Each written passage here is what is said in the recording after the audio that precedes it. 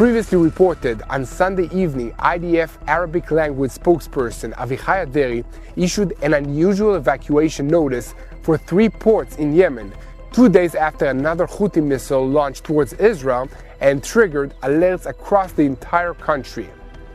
Reports in Yemen say that the Houthis took the notice very seriously and evacuated the ports of Hodeidah, Salif, and Ras Isa, even though they were unsure of exactly when the strike can occur.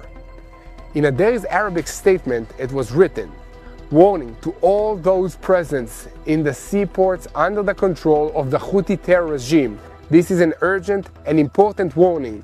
In light of the use of the Houthi terror regime that it makes of these seaports for its terror activity, we urge everyone in the post to evacuate and distance themselves until further notice.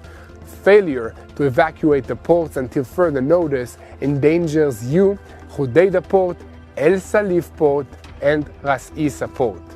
As noted, the notice is very general and does not specify a specific time for a strike.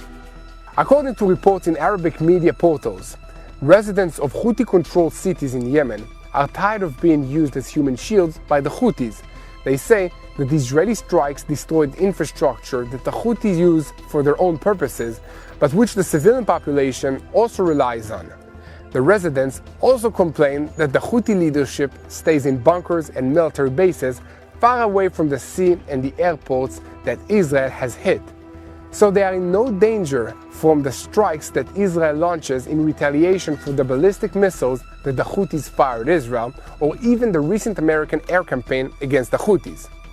If I can make a comment on this of my own, I have a great deal of sympathy for those ordinary Yemeni people whose country has been hijacked by a cruel and fanatic jihadist regime. Yemen has been in crisis for almost as long as I'm alive, and this crisis has been mostly ignored by everyone. But now, the Houthis are in control there, doing things that no one can ignore and causing problems for the whole world. The Americans tried to solve this problem with an aerial campaign, and Israel has done the same, but there is only so much that can be done from the air. To really solve this problem and bring relief to Yemen's long-suffering population, someone must go in on the ground and physically remove the Houthis from power. Then, the country must be built from the ground up. That's going to take a lot of money and a lot of effort, and Israel can play a vital part in that, as can the Americans and the Europeans. But Yemen's wealthy neighbors, starting with Saudi Arabia and the United Arab Emirates, should take the lead.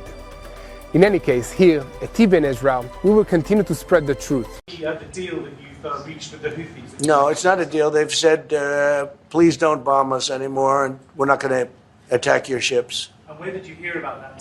It doesn't matter where I hear it. The very good source, I could tell you. Very, very good source. Would you say, Marco? I would say pretty good, right, JD? A very good source.